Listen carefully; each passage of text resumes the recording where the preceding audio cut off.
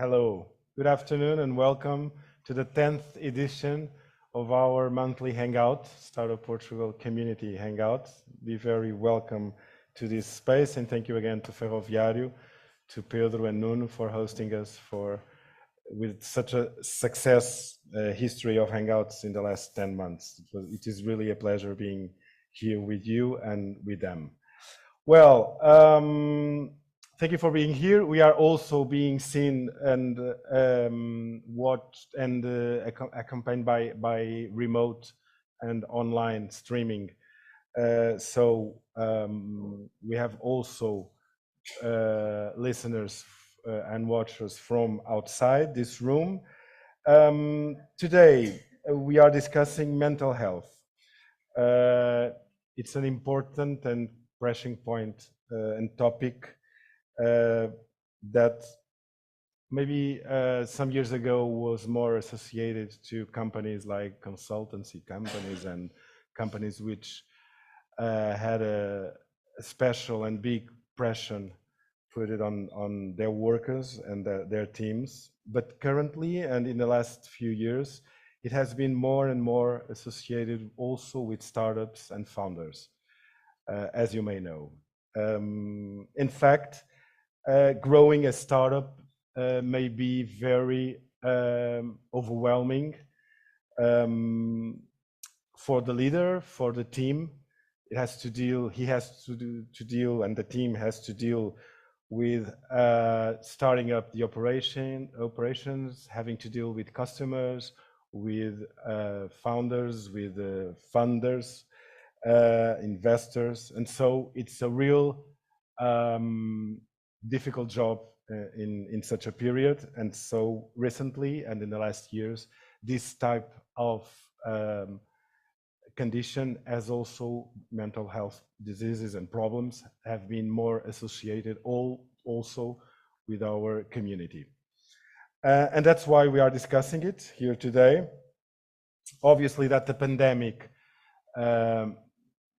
for one side, was an opportunity to grow different types of work, and that is a good thing, but also on the opposite, make us all be online all day when working remotely, as you know, and this is an addition factor of pressure because the distinction between house, family, and work is a little bit difficult in this model.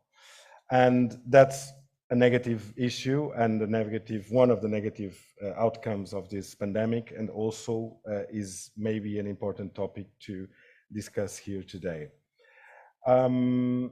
According to a study from Berkeley University, 72% of entrepreneurs self-reported mental health concerns or problems. This is a huge percentage.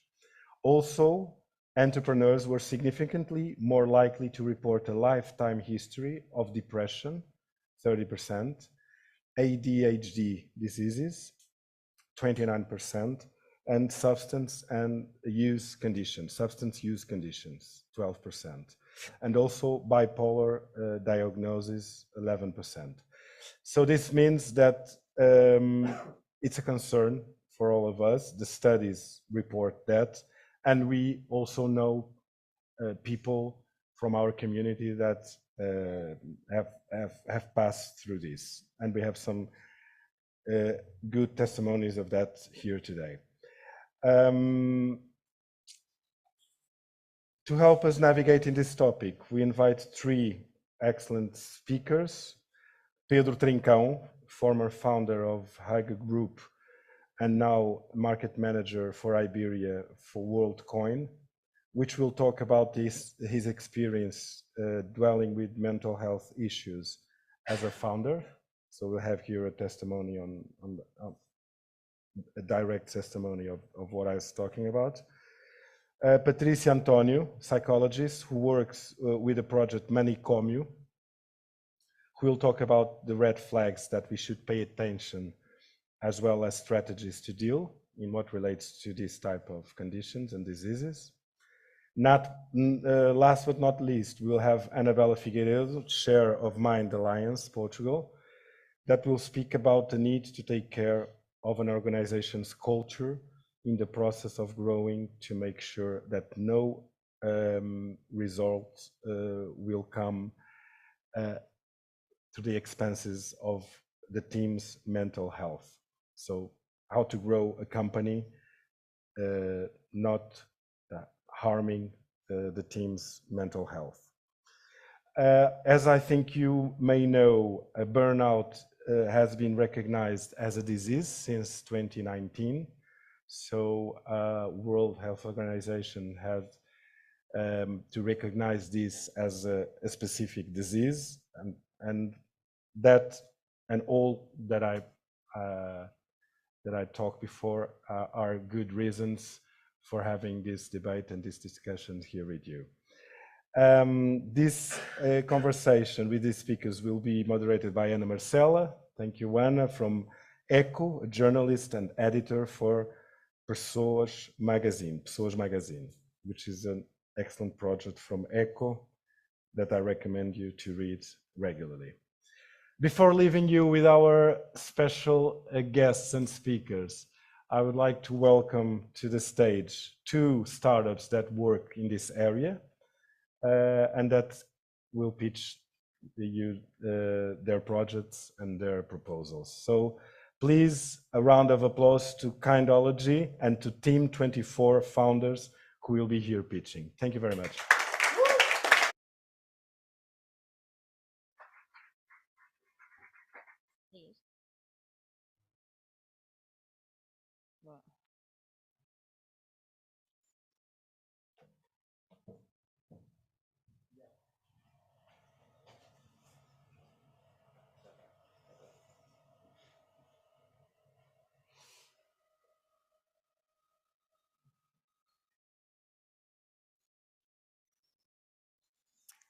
Good afternoon, everyone. Thank you for the invitation to be here presenting Team 24.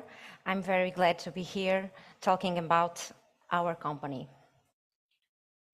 My name is Ana Ruivo, and I'm COO and co-founder of Team 24. I'm a nurse by trade and an entrepreneur by passion. What is Team 24? Team 24 is founded in March 2020.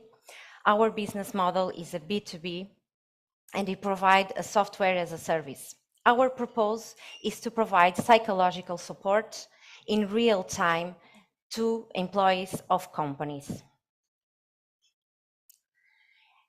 And why Team 24 exists, why we are here, what's the problem that we solve? Everyone in this room, I think, know that mental health is the new pandemic.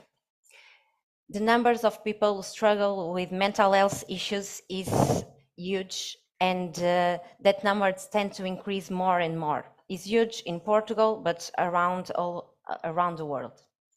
Also, we know the negative impact that mental issues has on companies, on productivity of companies, associated with presenteeism, absenteeism, turnover, and other things. And at last but not least, there is no response, no effective response to struggle with these mental health issues in organization. So we create a solution.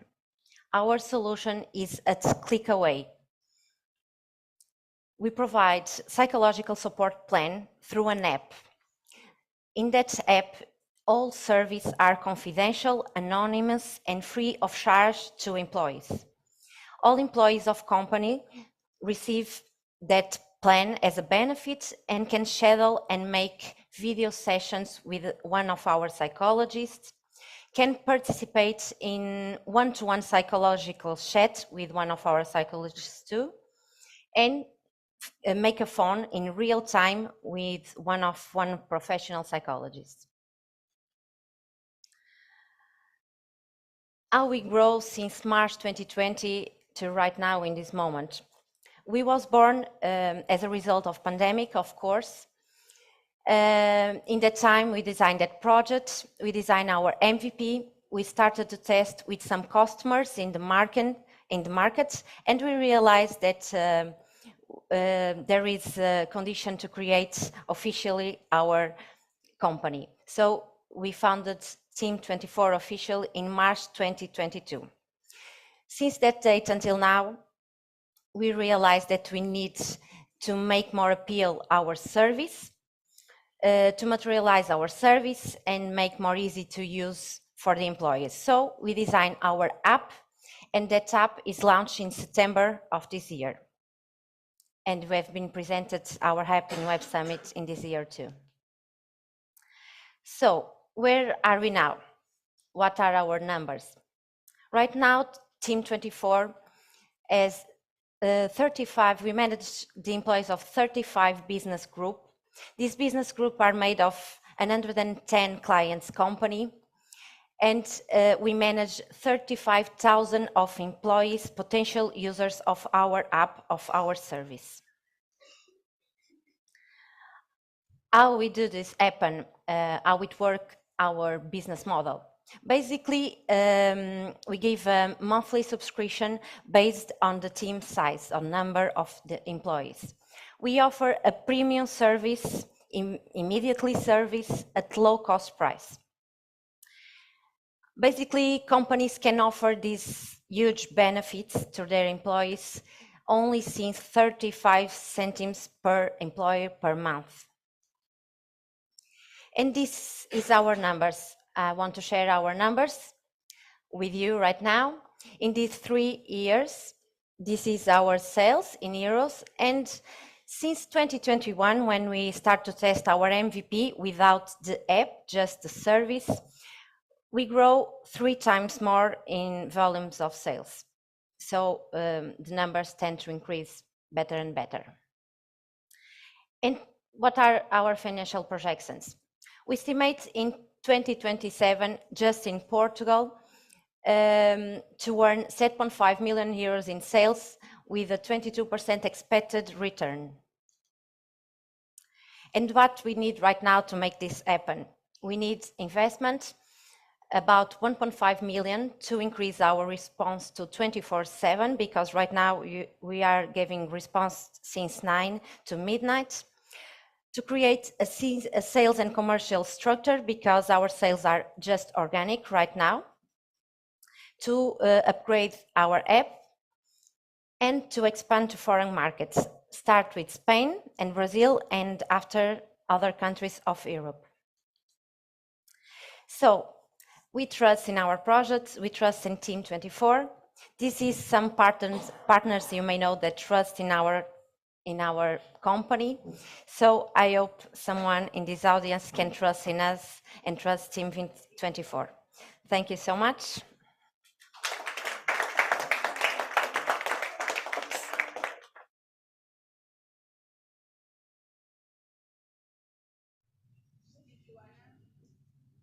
Who came from Porto to do this speech here today. So now I want to call João Henrique Costa, co-founder of Kindology.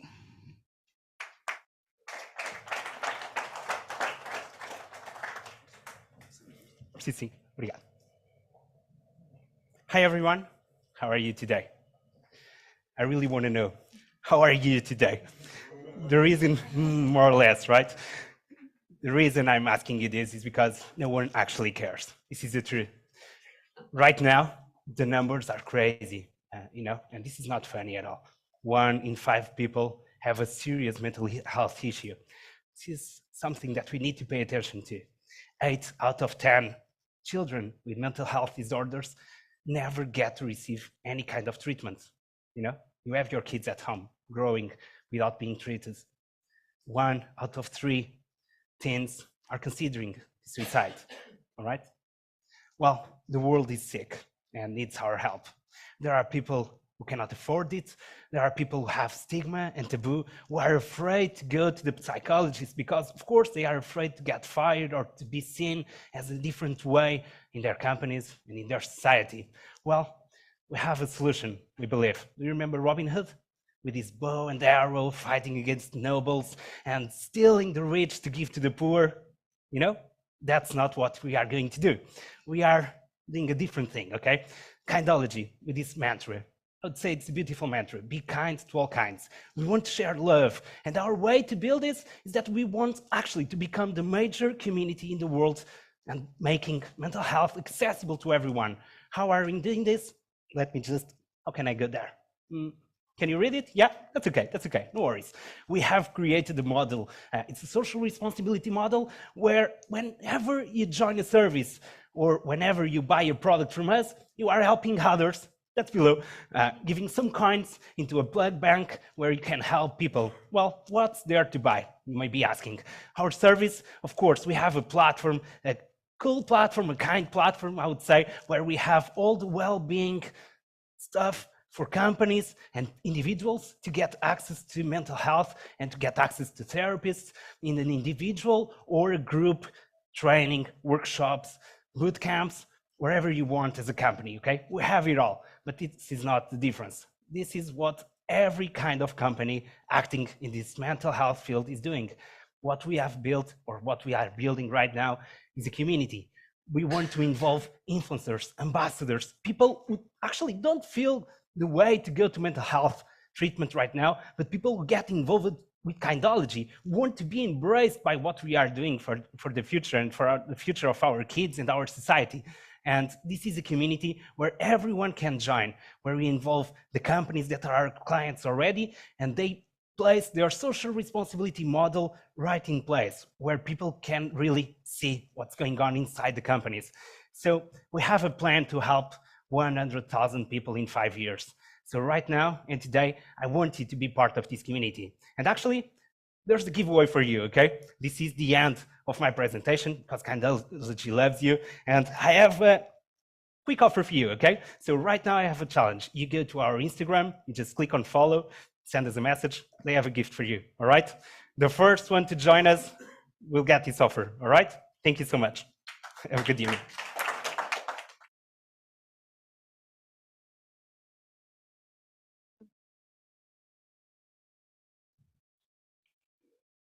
I'll give you some time to go to kindology Instagram page.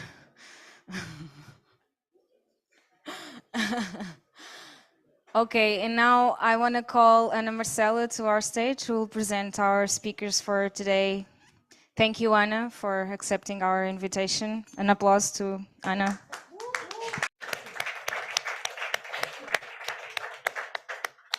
Thank you for the invitation, first of all, and thank you, António, for the nice recommendation to read the People's Magazine, not the American one, the Portuguese one. Today, we are talking about mental health. I think the numbers are very explicit to show the huge problem we have in hands. And to discuss all this, we have Pedro Trincão, he's former Hug Group founder, and António has already talked about this other. We also have Patrícia and António from Manicómio.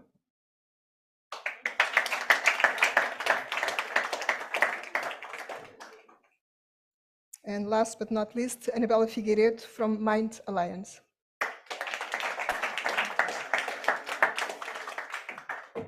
Oops. Okay, no Jennifer Lawrence situation here. Okay, Anabela, it was the last to come to the stage, but I'll start with you. You are responsible for MindAlliance in Portugal. It's an ONG, as he's been working on these mental health issues. And I had some numbers here, but I guess the presentation from António showed the dimension of this problem. But just adding to the problem, as you know, Portugal is considered one of the countries with the biggest risk of workers' burnout, and the consumption of antidepressants has grown in the past decade. We are in Europe, unfortunately, we are in the top ranking. So my question, starting, do companies should get involved in this discussion about mental health? And if so, what should they do to help their people, navigate in this situation? I think the first answer is absolutely. And there are a lot of reasons why. First, if you think about, every organization has some fraction of society at their service, and that spends most of their waking hours serving that organization. And I think there's a responsibility to care. It's about a relationship in the contract. I think that there are a number of different ways organizations should intervene and interact. First, I think it's around supporting. And I think there are two perspectives in terms of caring in terms of mental health. One is around having the tools so we can take care of ourselves, whether it's awareness, whether it's therapy, whether it's mindfulness, and it will be different for each person. It's figuring out what it is, but making sure that those tools are available for employees. The second, and this is the one I'm trying to bring in some challenge and some disruption, is that organizations start to understand that their organizational model, their organizational culture, the leadership style, even the norms that are not written, they will have an impact on the mental health of the employees that could even be positive or negative. And I think that once employers start to understand and assume that they have a role, maybe they can change it and contribute more positively. And for you, Patrícia, we talked before we started this conversation about the fact that since the pandemic, the type of situations that come up to you at your office are quite different from before.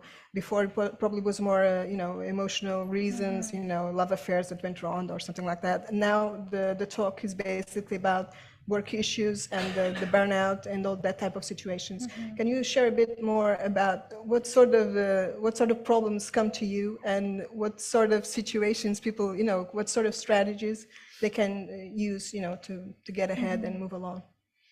Well, good afternoon. Thank you for the invitation. That's true. The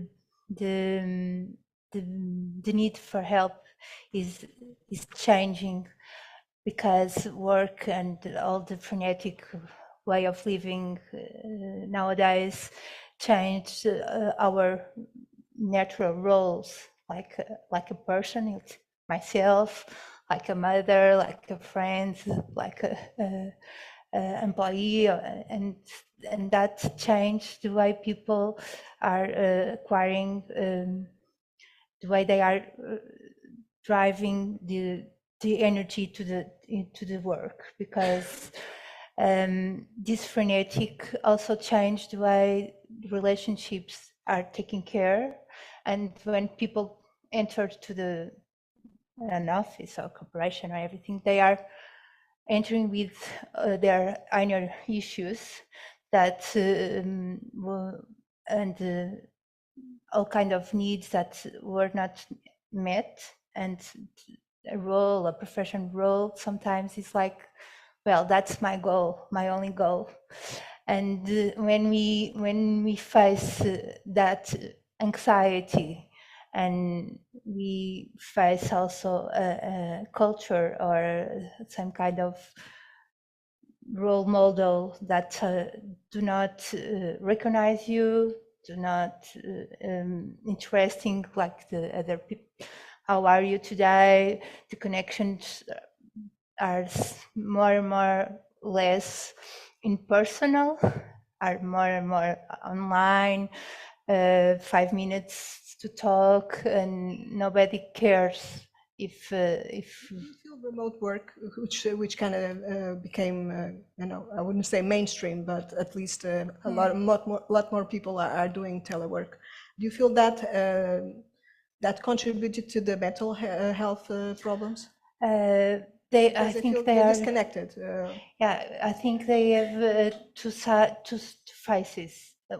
For some people, it was the best solution because they were facing a lot of mental health problems in their working places. So now I have a refugee, I have my own space, and I feel more or less depressive and anxious because of all the interactions that I was involved. And for that part, that's the worst part, because it was supposed to be okay being at work and then be at home for the daily things at home. And when you see that being at home is a refugee for some kind of problem, that's not okay. And on the other hand, for some people, and when concerning family systems also from some people, the mobility and the flexibility that the pandemic and these new models came up, also it was very okay.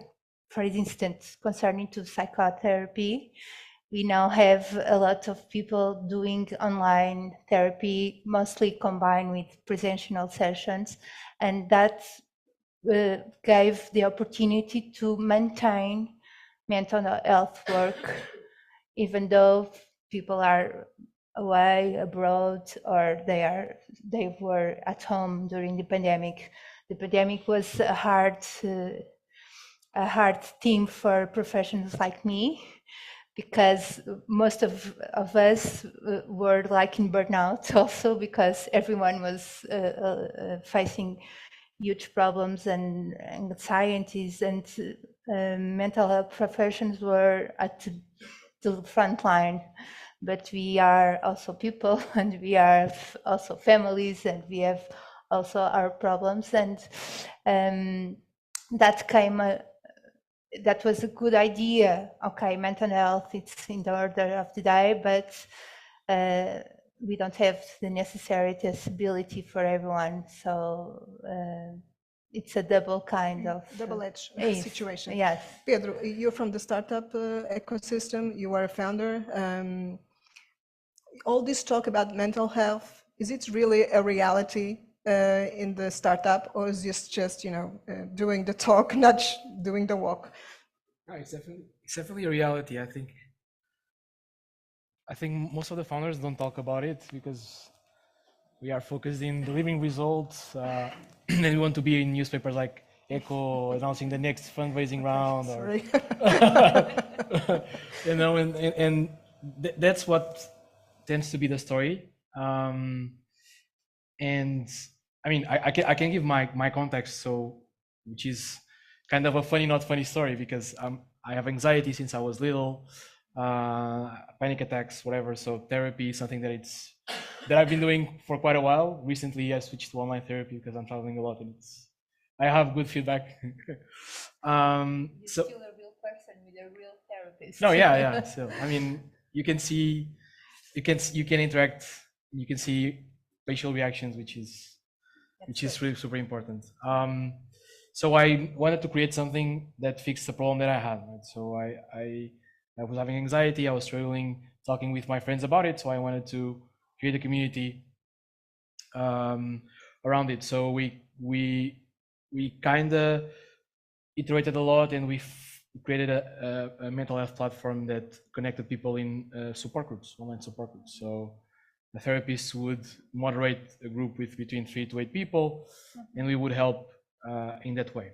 So that was the main concept. The thing is, running a startup is not easy. So when you start building a company, in the beginning, it's like a moon, missing the word for lua de mel, a moon, honeymoon. Sorry, honeymoon phase, right? Like you are hustling and you want to make it happen, and you are skipping meals, and you are skipping sleep, and you are working during the weekends because it's your dream and you want to make it happen. It's your vision, right? And then things start working well. You start being accepted into, I don't know, incubators. You get all the round apps. You get validation, right? So things start going well, and you you are associated with the ups and downs of the business. Like if everything is going really well, you are on the top of the moon, but if suddenly something bad happens, you are not on the top of the moon, let's say. So I've met some, I've openly discussed my journey of when things started not to work well with Hug Group. I became burned out because, you like with no taboos, like when you don't have money to pay your employees, because you were, of course, this can sound like, yeah, this guy is just talking and doesn't know how to manage a company.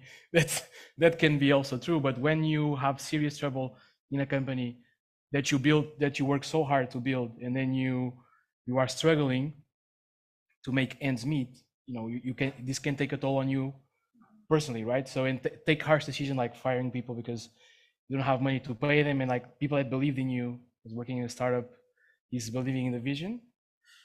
So yeah, that happened to me. And it's very family kind of type situation, Yeah. Your employees are kind of family. Yeah, they are the early dreamers. So you were firing your Family, yeah. Not because I don't like them, not because they were not good, but because things didn't work out, right? So I mean, and there's like this thin line between knowing when to give up and continue just, you know, continue on the way that is not going to be healthy for you. Like for me, when I decided that it was time to quit or time to move on, we were not financially in a good place, so we were already not making ends meet. I was not healthy. I was like, when we ended Hug Group, I was physically ill, having panic attacks when I was leaving home. So I was really struggling. And before that, so thank God that I had the network, the support system at home with my friends and family that supported me throughout that time, because it was not easy. So if the question is if it happens, I leave it, and I know that other founders leave it. I was with a couple of founders that were in this particularly same situation as me 2 weeks ago, discussing like failures in the entrepreneurship. It's something that it's not talked about, and like thank God for Startup Portugal to organize the success and not about the yes. And I mean, most of the entrepreneurs that we meet, they I mean, if a project doesn't succeed, they will go through this. Of course, each person has each way of reacting, right? I mean, I had that problem because, you know, I didn't react well to adversity in that specific scenario because it was a lot of stress for me. Maybe other people can react in a different way, but of course it's stressful. Of course, we'll be, you know, like when you are not able to continue your vision and to continue your company, and you are struggling and you are disappointing people that depend on you, it takes a lot of stress on someone, you know, like it's hard. It's hard. Anabela, the situation Pedro has described, I'm guessing it could be the situation in any number of employees in a big organization. What sort of measures should companies should have in place in order to, you know, detect this person is starting in a burnout process, his mental health or her mental health is slipping? What sort of things companies should do? Because I hear a lot of things like sabbaticals and mental health licenses, and there's, you know, all this, you know, mindfulness, all that stuff, all those buzzwords. But at the end, what's really, you know, happening in the companies, what's really working in order to detect that problem? Because burnout doesn't happen, you know, out of the blue. It happens gradually. I love retreats. I'm on sabbatical now, so nothing against it. Mindfulness also. Now I'm not good at it, but I have nothing against all those different therapies. I can't sit still. But I think that in order to identify the triggers, there are a lot of different ways, and I'm not going to behave like a psychologist because I'm not. But the organizations can implement a lot of things. So one of the things they can do is give the people managers mental health first aid training, so that the actual managers can spot when there's something that needs to be done. And sometimes it doesn't need to be a psychologist or a psychiatrist. Maybe there's some kind of therapy or coaching, or maybe just an afternoon off for a mental health afternoon, but learning how to deal and understand those signs. I think that more than, and treating is important, for me, I think it's even more important if organizations start to think about prevention. And maybe going a little bit to what we were hearing now, which is, and this happens in the entrepreneur world, but it happens in the corporate world too. We get completely sucked up by this beautiful ladder that they put in front of you, and they say, if you take these steps and you win this, and you get to jump this ladder and you get another fancy title. And if you go this faster, then you get something else.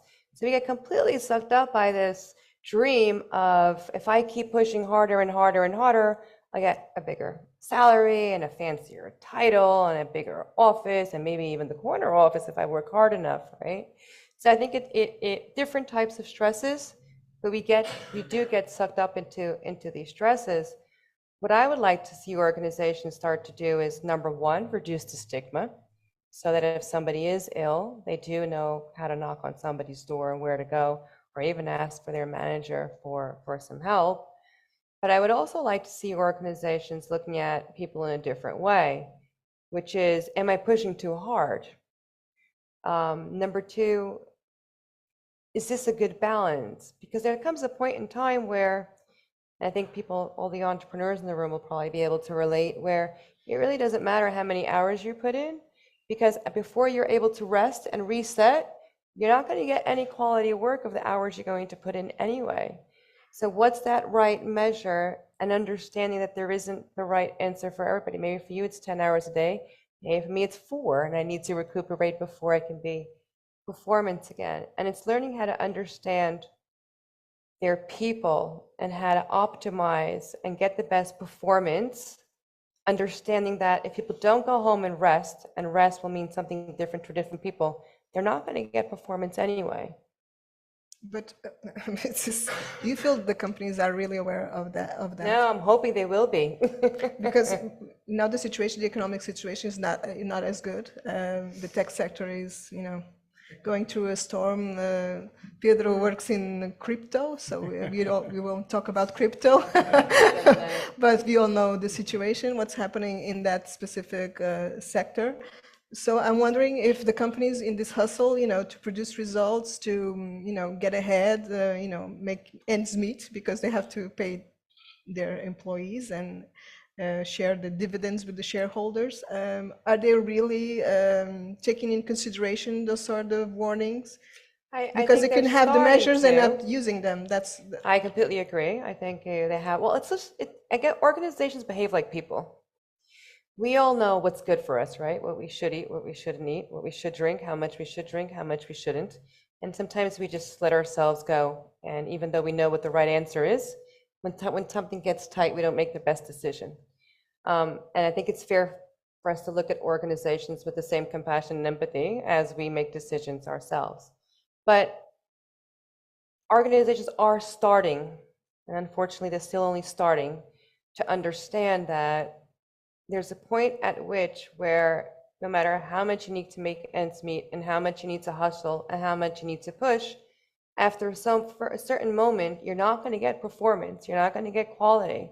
We're turning off our cognitive ability, so creativity and productivity is not going to come out. It's actually counterproducent. Now I'm the one that's missing the English. Counterproductive.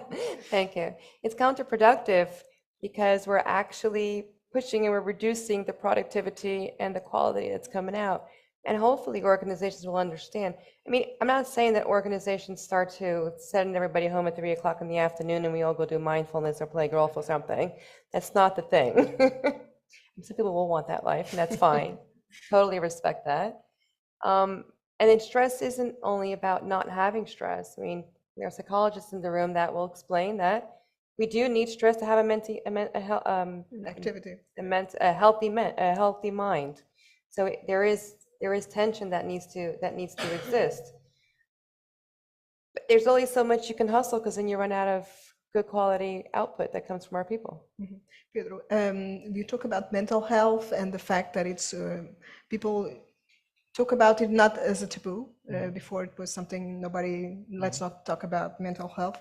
Do you feel the talk in the ecosystem is already happening, or people still are very much afraid to share their fears, and especially leaders, because you went through that specific situation, was very stressful, you already explained, but do you feel that other founders will be as open to talk about their struggles as you are now? I think so. Or they feel they need to, be the leader? It depends on... No fear. As I was saying, I've met a couple of founders 2 weeks ago in a similar event, and they were open about it. I think there's a lot of stories to be told on why companies fail, and there are more companies that fail than the ones that succeed. So it's just a matter of going there and trying to understand what happens. Sometimes it can be product market fit. Sometimes it can be founders just have a discussion and they don't agree on cap table. I don't know. And that has a lot of emotional toll. And of course, those situations are not good from a mental standpoint. So I think there's definitely much more talk being around. The proof is that there's an event on mental health run by Startup Portugal. So if it wasn't the case, you wouldn't be here. of course, it's easier for me to talk when I'm not an entrepreneur anymore, you know, like, because when you're an entrepreneur, you want to be at your best all the time that you are in public, right? You don't want to tell, yeah, I don't have, I'm struggling with cash flow, you know, and and you have your investors and your clients in the room. So it's tough for the ones that are currently trying to build their vision. So I'm not saying that they should openly talk about their issues because it can hurt their business, but it's okay to, you know, yeah, I took a day yesterday because I wasn't able to crack this client or to do X, Y, Z. So I think it should be okay for founders to not fall into the hustle culture of being always pitching, always on, you know, like Gary Vaynerchuk, that you're always pitching and always grinding. I'm not a fan of that culture. I'm more a fan of camels, which are slow but steady animals that go on their own way, right? Yeah, I'm not sure what's the answer. I think it depends on. There's no right or wrong answer. Of course, it's hard. I mean, if for instance, when I was dealing with closing her group, if someone approached me to talk, of course I would say no. Like that's not that. It's not the time. I will not be involved in whatever event, because I mean, you are going through it. You have commitments that you make that you want to conclude, and you have responsibilities. But at the same time, it should be okay for founders to be able to discuss how they are building their company and what they are doing. Because if they are succeeding, it means that they are doing good in terms of managing not only their business, but also the relationship that they have with the business. And if they are struggling there, and if they are seeing the early signs of not resting, not being happy, because sometimes burnout can come from, yeah, I'm not happy from what I'm doing, right? And now I have a company with 5-6 employees and I cannot quit because it's something that I created, but I don't like the job anymore. So these type of discussions can happen, but it needs to be in a proper environment, right? So asking these questions to founders, it's really tricky. On a hangout. Yeah, because I mean, if I were them, of course, I would say, yeah, everything is good. I rest, super entrepreneur. Of course, it's their business, right? They want to be reliable. Yeah, so it's tough. Okay, Patrícia. Maybe we can create a support group for entrepreneurs. After this group in Instagram, we'll start a club. Patrícia, a final question, because I'm guessing my time is up. We talk about the employees, but Pedro was a leader. He faced huge issues, and he had to put on some face for their team. So I'm guessing the people who come to you also can be on that type of situation. Yes. Any recommendations for founders, for people who are in the leadership position that face that struggle? Well, first of all, we are all people, and sometimes we are not aware of our specific needs, and that's a development. I don't know. Development. Yeah, you say it better. That's a development issue, and sometimes when I have like an owner or a founder of in the office, it's important to connect what this effort is. What is the function? Why are you so enrolled in without limits in this kind of in your project? What this is helping you concerning other needs? It's like, for example, for workaholics, it's important not to question, why are you working so hard? You must stop working. It's not good for your health. That's not the question. We must find. No, the question is, what's the function and what's your suffering? Because working a lot is helping you in some way. It's giving you some relief concerning some other needs. And in a clinical situation, in a therapeutic situation, that's the main proposal. Why it's, well, what's the suffering?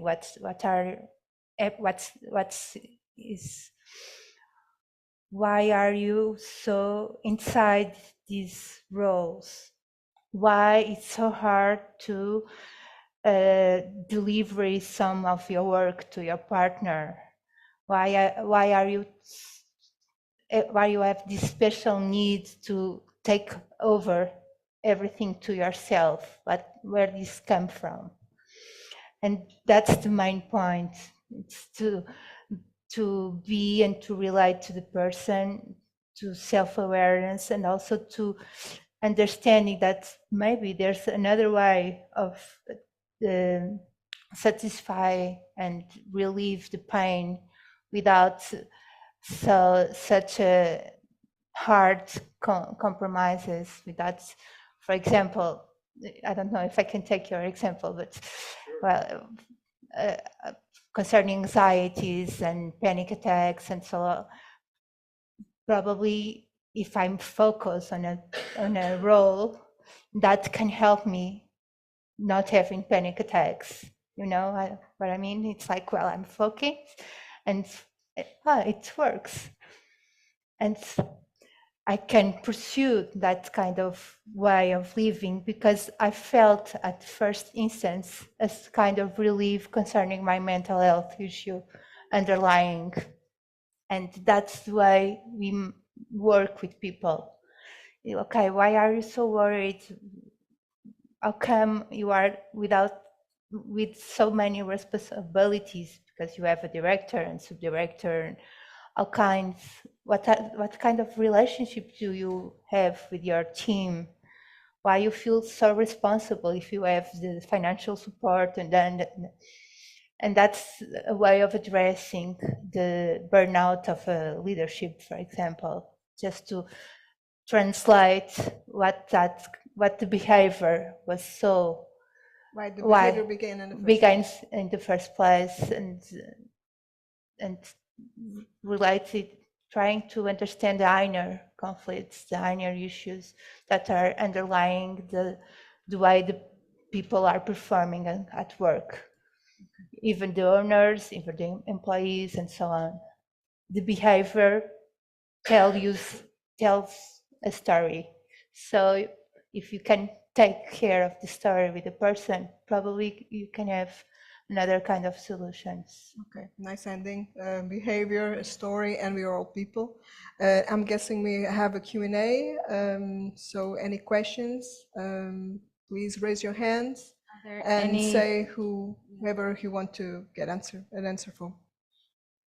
So are there any questions from the... Hi, I've got a question for Pedro, if I may. Hi. You posted, maybe it was maybe a year ago, you posted a post on LinkedIn telling your story, and that was like one of the most amazing things I read. It was so powerful and really sort of spoke to me. And I thought, wow, somebody has actually got the courage to come out and sort of say and tell the story. Can you hear me? Yeah.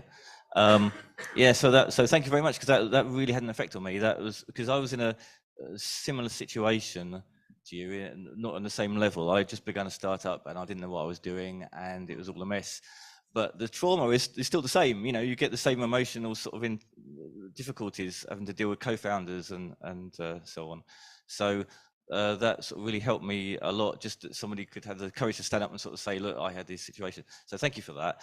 My question is, do you think that there's anything that can be done about the pressure that is put on founders from, for example, social media or LinkedIn or the sort of fellow co-founders or people in the ecosystem to sort of succeed and grow and push? And because there's like, nobody has the it's really hard to say like no, or I can't do it, or we're having trouble, or, you know, everything has to be positive and happy, and there's no room for negativity. Is there any way of sort of just trying to make that a little bit easier for people to say, wait a second, I'm not doing so well? Or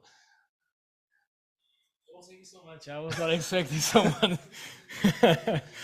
So yeah, thank you for the words. I mean, it kind of relates to what Anna was asking, right? I mean, I understand, like, when you are building your startup, you don't want to be the one saying, yeah, things are not well in this side, right? Because of the pressures that you were saying. You want to have clients, you want to reach to investors, and like the image of the perfect entrepreneur, right? So it's hard. I don't know if there's anything that we can do about it, because, to be honest, when I was building her group, I didn't want people to know, at least when things were doing well, and I was struggling a bit in terms of mental health, but it was not the same as like in the last 6-7 months. I think, for one, it helps. It helps telling stories maybe similar to mine. I'm not saying that I'm a savior and I'm here, hey guys, yeah, look at me. No, I'm not. That's not my point. But, like, as much as we tell the story, and also coming from corporate, I mean, we saw big corporate leaders telling their stories with burnouts. Of course, they are different from the entrepreneurship role, but bringing the topic to discussion, I think it helps a lot, and it can relate to other founders that are in the same process. At the same time, I mean, I'm not going to say that the media should report on, or should stop reporting on, fundraising and new achievements, because they're part of the game. But maybe from Startup Portugal or other players in the ecosystem that they interact with entrepreneurs on a daily basis, to, like, be kind, as the one entrepreneur mentioned, like, and take care of their entrepreneurs. If they are seeing that, if I run an incubator and I see that there's a project that is not going well, I should go and help them, and not like, okay, I'll just focus on the guys that are doing well, because they are the ones that are going to drive my incubator, right? This kind of help from support players in the ecosystem can be a good answer. Sorry, can I ask? Sorry, I don't want to hog the Q&A. Do you think that, from your experience, do you think that there is enough support, or from incubators, or whatever, or can there be more? Is there more to be done?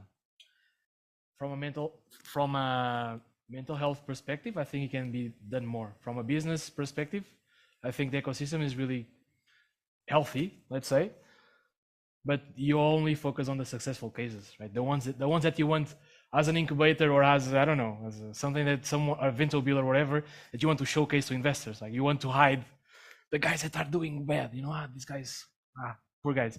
But those guys are struggling, and closing a business or closing a project is super hard. So maybe there can be something done in that way. I don't want to say that everything is going wrong. I'm just saying that maybe there's something to do there, because, at least from my experience, when we were on the lowest of the ends, we didn't have much help, to be honest. So that's what I'm saying. I'm lucky that my support system was there for me, because from a business standpoint, it's hard. Yeah. From a business standpoint, in the relationship with incubators and other investors, etc. Yeah. Thanks. Any other questions?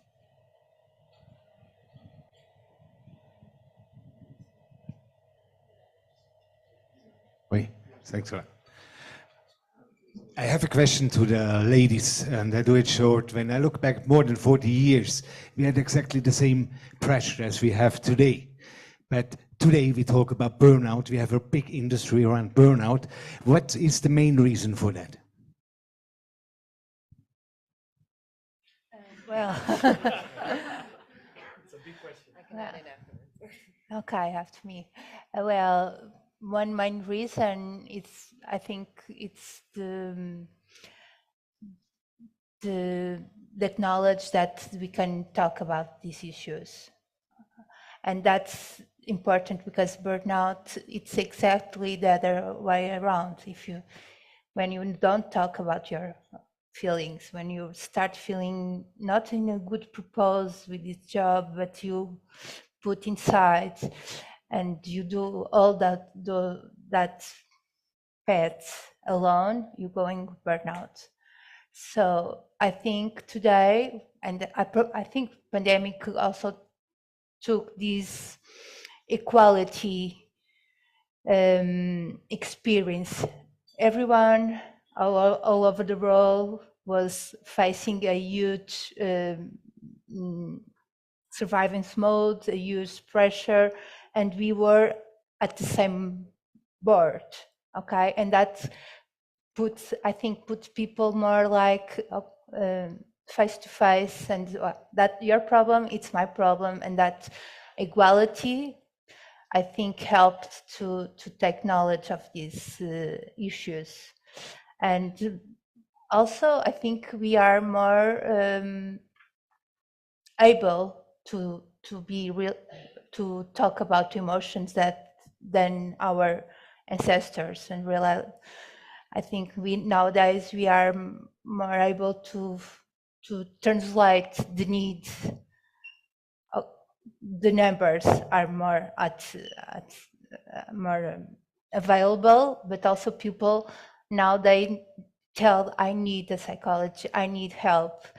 I think stigma and are altogether are taking a little bit part of that stigma, and that also changed.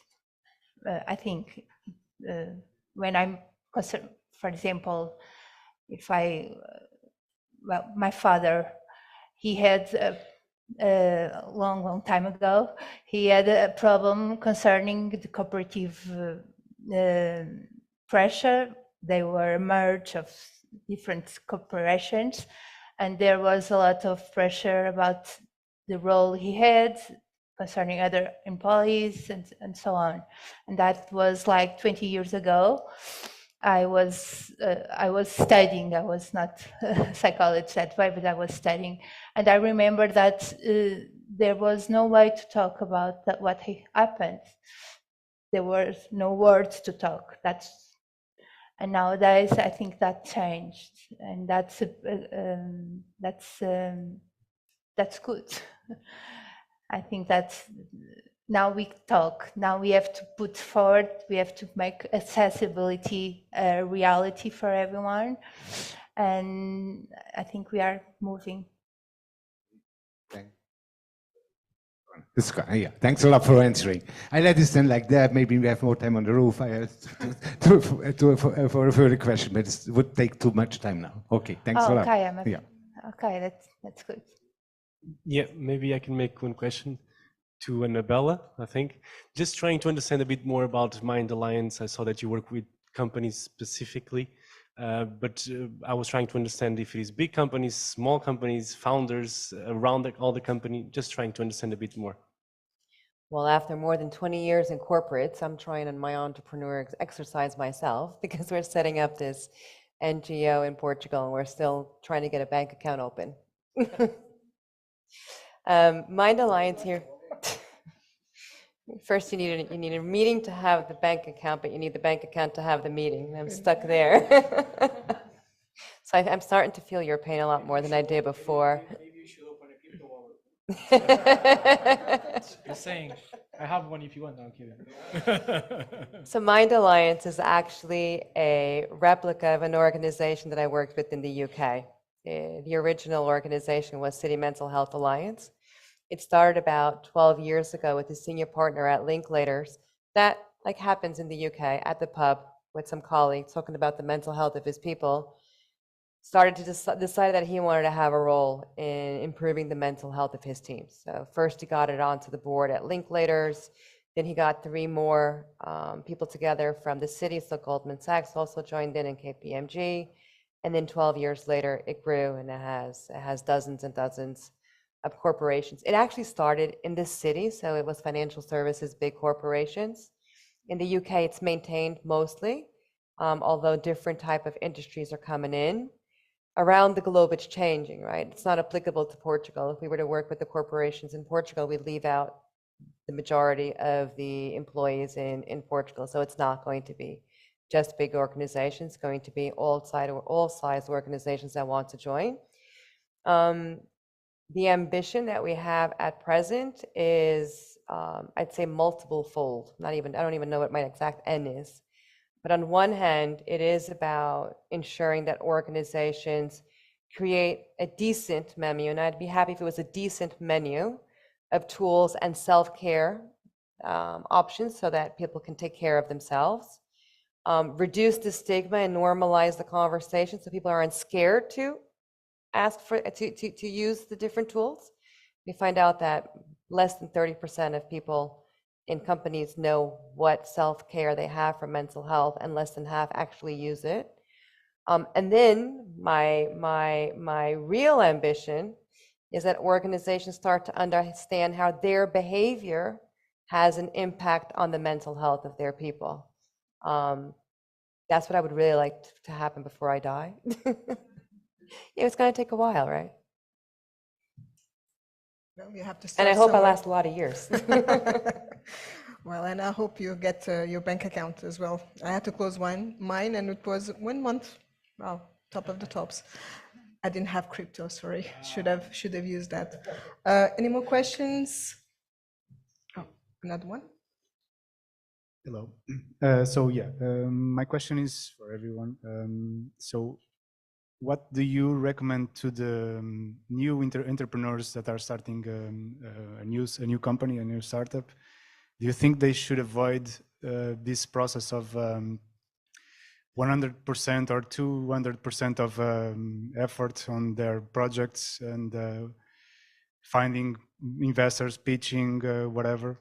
Do you think they should avoid this forced burnout on their vision, on their projects, or do you think they should take care more of their mental health while they are starting, or do you think they should do all the effort in the beginning to have some results and then think about the mental health? This taking into account that the market is very competitive as we know it. So that's my question. I think that's for you, Pedro. Okay. I mean, one thing doesn't.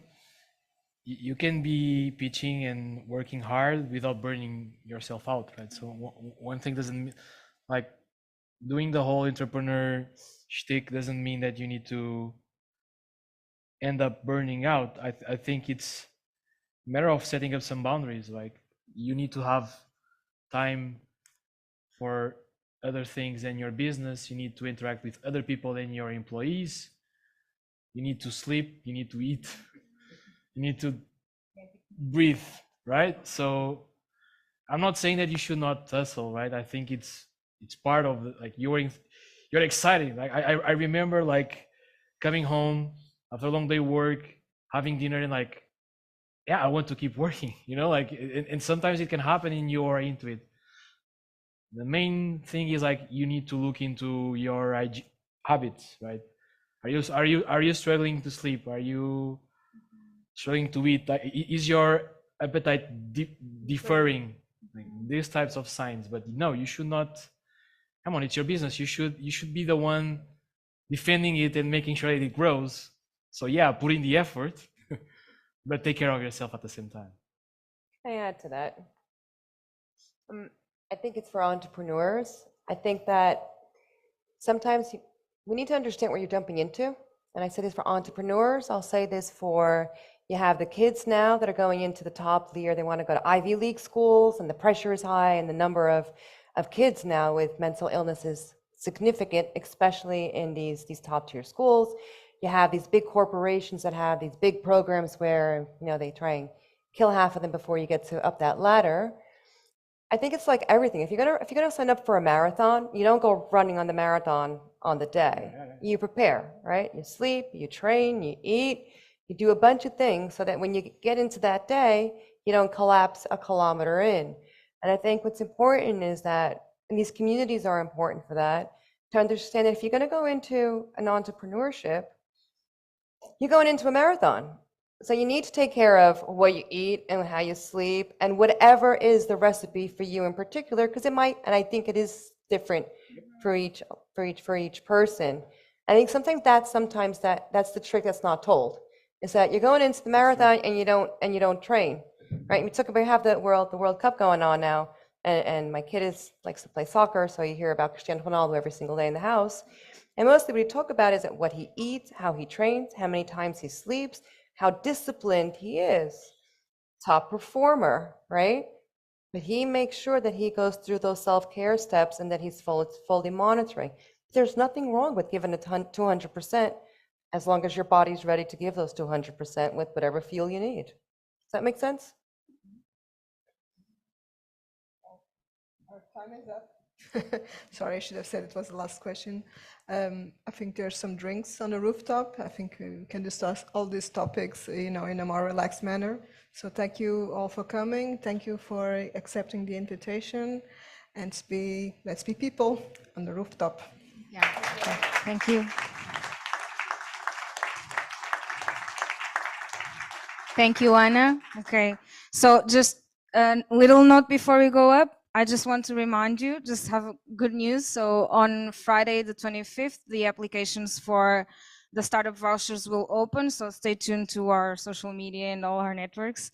And our next hangout will be on December 21st. So you're all invited. We'll be doing like a wrap up of what happened this year of 2022. So you're all invited, and I hope to see you next month here. Okay. Thank you all. Thank you.